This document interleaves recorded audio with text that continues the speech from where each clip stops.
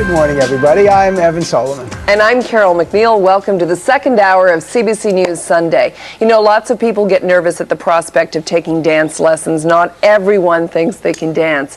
But imagine how daunting it would be if you were losing control of your body. And that's what it's like for people with Parkinson's disease.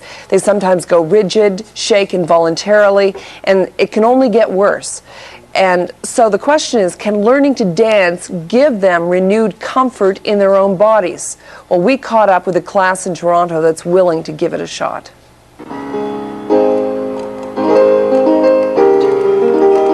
Wow, we have more people coming. Hello, how are you? What's your name? I'm Jeff. I'm sorry, I didn't catch your name. Oh, it's so great to meet you. My interest in Parkinson's began last spring when a new personal training client came to me who did have Parkinson's disease. And at the time, I really didn't know anything about Parkinson's. I knew that Michael J. Fox has it. I knew that Muhammad Ali has it. But that was pretty much as far as my knowledge of the disease went. This is your opportunity right now to create your own dance. So we're going to pick someone to go first who's in your pair. And that person is the leader. The other person is the follower. So you're going to try and mirror their moves. For example, if Laura and I were doing this together and Laura was leading me, I'm going to try and follow.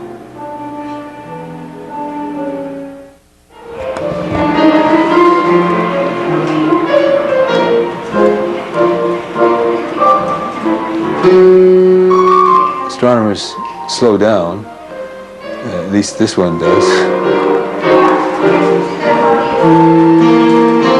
I find that with the Parkinson's, the time it takes to do something is twice as long as it was before, and so I can only do half as many things. I decided to participate because I'm frustrated with the slowdown. I'm frustrated with not being able to finish my work, my feelings of self-worth. I want to continue to do things. I've certainly seen that some of the symptoms can dissipate in the dance. And I think it has a lot to do with the music. I mean, music and memory and emotion and all of that. Again, it's like, I don't know, like, do you tap into a different part of your brain? Bravo!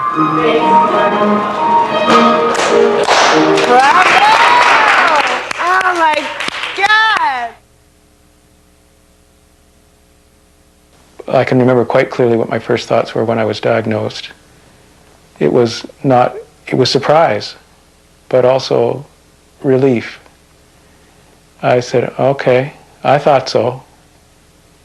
But it was still, I wouldn't call it a shock, but it was still like, whoa, this is serious business. It's out of the realm of what if and into the realm of, okay, now what are we going to do about it? 3 and 4 and 5 and 6 and 7 and 8.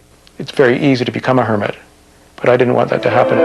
Peel that arm up. She's simply irresistible, and she's the type of person that just, that I said to her last week, I said, you're like a flame and we're the moths to the flame. The reason that I'm doing this class is because I want to give people who have Parkinson's a place to enjoy what their body is doing for an hour a week. Feel a little more coordinated. Not very, but a little bit more coordinated. Hi. You going to sit beside me? No. 4 years ago, my grandson was born, and I came to visit, and I've noticed that I had difficulty lifting the baby from the crib, and so I was at the doctor for something, I can't remember what, something routine anyway, and she did a little assessment and she told me I had Parkinson's. So that was quite a shock to the system. I couldn't believe it. Of all the things that could have happened to me, that was the last thing I would ever have thought of, because certainly there was no history in my family. The rules are, you must have a good time. You must know that nothing you do is wrong. Everything you do with your body today is right, okay? There's not one person who's gonna look funny. We're all gonna look funny. 5, 6, 7, 8, and Within your head, you think you're being graceful. You know, we were all able to dance and move gracefully a few years ago, and I think when you go to that class, you feel you're still doing it. I am a professional dancer, a personal trainer, and a choreographer, and I live here in Toronto with my son Logan, who's 5. Oh, okay, take them off, dump the water out. I kind of had this idea that I would set up shop, you know, down the street from my house in the hour that I had free between sort of dropping my son off and picking him up from school. Did you see the shark? Wow, it's taken a lot more than an hour a week to get this set up. I really wanted to see this through and make it happen, so I decided, you know, I would just fund everything on my own. The only way to get funds that I knew was to throw a fundraiser. Welcome to Dancing with the Canadian Celebs. We're so happy to see you here tonight, and I'd just like to invite you to come on in, get a drink, make yourself comfortable, and mingle. Oh my God, it's like a room full of everyone I love. Nice to see you.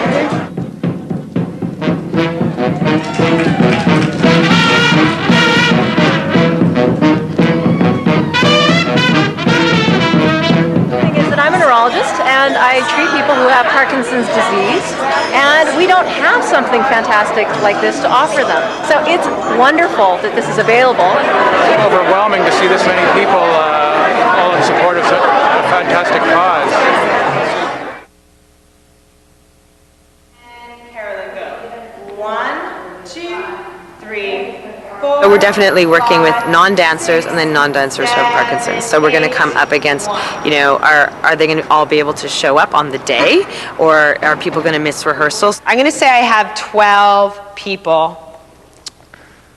So you guys all get to see what the choreography process is now. I've introduced the idea of creating a dance piece to perform as part of the Luminato Festival. 4, 5, 6, 7 again, and 1, 2, 3. We're learning the choreography in you know, counts of 8, really. And if we just stack them all onto one another, the artistry that is happening in this room now is absolutely breathtaking. And guys, don't worry about messing up anything. We're just going to create a little bit of shape. Yeah.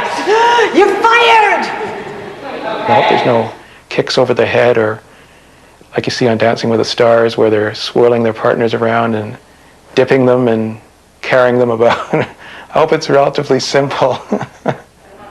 It's hard to pull something together when each week you have to go back and teach the people who weren't there, so you lose a lot of time that way. So that's something that's challenging. There's no way of knowing ahead of time what's going to be a good day and what's not going to be a good day. 1, 2. Anyway, I travel hopefully, so we'll see. 1, 2, 3, 4, 5. She changed the count today, which didn't really throw me off, but just a wee bit. But I think I've got the countdown so that I know when I come in at 6, and then when they hit 8 again, we're going 1, and I'm coming in again on 6 or 4. So I think I'm getting it down pretty well.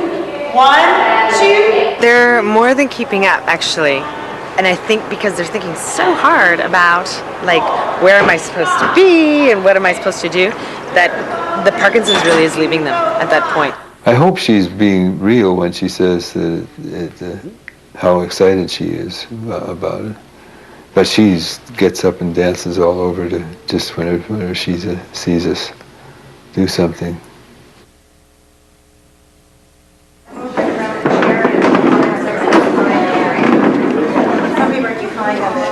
today's the big day, and actually we got an email last night that Anne is not feeling well, so she can't make it. Well, I'll tell you how I'm feeling. I'm feeling as nervous as a long-tailed cat in a room full of rocking chairs.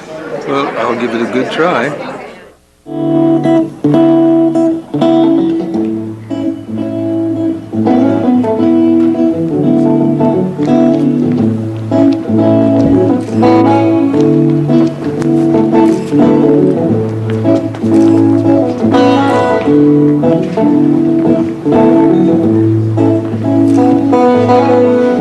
So long, and I've been patiently to give out with your song, but then you took your time to get to me. Now I pray to God, oh, and God, I adore you, you're heavenly. Waited for you so long, and now you're here.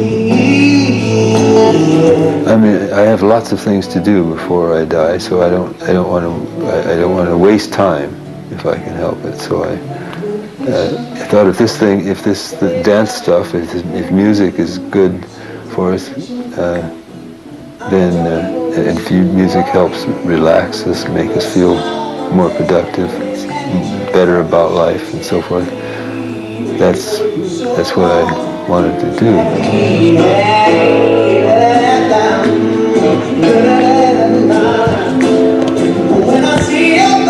And the biggest thing that I've noticed about the dance class is that it's given me more confidence. And that confidence has manifested in a sense of more being at ease with the Parkinson's disease.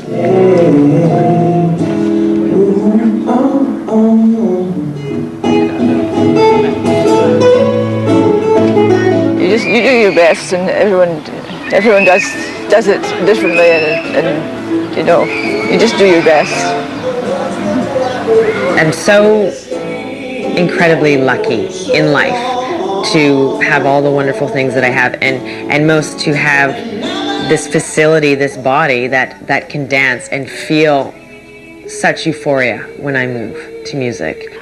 I have this little gift that I can share with others who don't necessarily have the ability to feel that on their own, but maybe I can help them get there.